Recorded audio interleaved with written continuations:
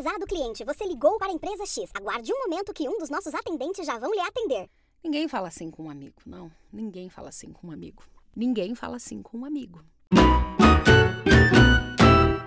Oi, gente, eu recebo muito pedido de orçamento de pessoas falando que querem uma coisa moderna, uma coisa humanizada, uma coisa assim, tipo, super dinâmica e coloquial, como se a pessoa estivesse conversando com o seu amigo ou o seu conhecido. Isso para texto de URAS. Eu sempre peço pro cliente me mandar o texto para orçamento, né? Inclusive, esse é um bônus que eu dou para você que compra comigo. Se você me manda o seu texto, acrescento no meu orçamento essa parte de revisar o seu texto para deixar ele com uma linguagem mais humanizada e mais coloquial. Porque eu sempre falo, não basta você encontrar uma pessoa que diga que faz uma locução humanizada se ela vai ler o seu texto exatamente como você escreveu. Porque quando a gente escreve, a gente tende a ser mais formal mesmo, sabe? Porque a gente está escrevendo. Então, muitas vezes a gente fala, lhe atender, é um prazer, prezado cliente. Só que na hora que você está falando com um amigo ou com um conhecido, você não fala desse jeito. Por isso que eu acho que é muito importante essa parte da escrita do texto. E eu ofereço isso para você que compra comigo, essa parte de revisão do seu texto. E aí eu sempre peço para o cliente que, se ele tem o texto, ele me manda para o orçamento, e se ele não tem, a gente também tem uma outra ferramenta para oferecer para ele, que é um vídeo que o Gilmar, ele gravou para os meus clientes, ensinando um passo a passo de como montar um texto para atendimento telefônico. E aí a pessoa pega, ela me manda o texto, faço ali as revisões necessárias e gravo e envio para aprovação. Se ela aprovar, beleza. Se ela não aprovar, se ela achar que não, eu quero que deixa desse jeito mesmo, eu mantenho. Mas por que eu fiz esse vídeo?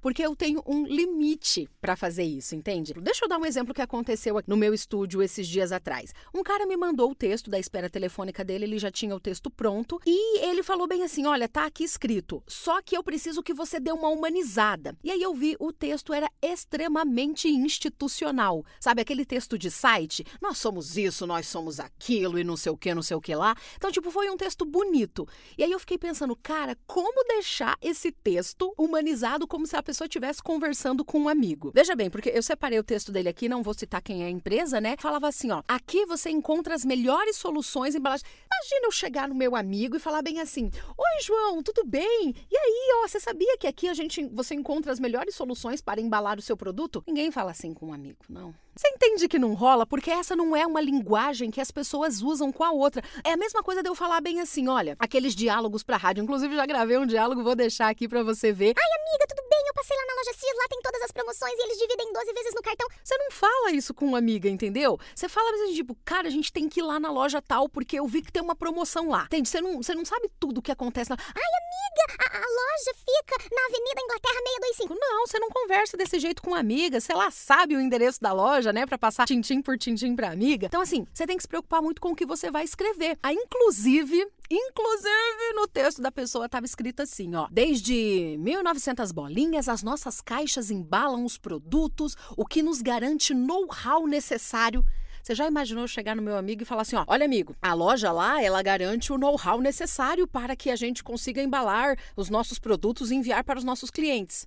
É sério isso? Eu expliquei pra pessoa, claro que eu dei uma modificada, porque eu não faço o texto pro cliente, eu não crio o texto do zero. Ele tem que me enviar o texto pronto, né? Se ele tem, beleza, ele me envia e eu faço as adaptações com limite, né? Porque eu também não vou modificar todo o texto do cara. Pra eu escrever um texto, eu precisaria fazer uma pesquisa, fazer um briefing, e aí é um outro tipo de orçamento, entendeu? Não é ali aquele orçamento da gravação. Eu faço as modificações, mas não mudo a estrutura do texto. Então, se você me mandou um texto ali super engessado, sabe, um texto institucional, ele vai continuar sendo um texto institucional, porém com a diferença de que eu vou deixar ele um pouquinho mais coloquial. Então eu vou colocar alguns cacos, e aí aquele sorriso na voz, e aí uma quebradinha, sabe, não é aquela coisa impostada. Só de fazer isso daí, o seu texto já vai ficar muito mais coloquial e muito mais humanizado. Mas eu tenho um limite para fazer isso, então sempre pense nisso na hora que você for escrever o seu texto. Como que uma pessoa falaria com a outra, para não ficar parecendo assim aquela empresa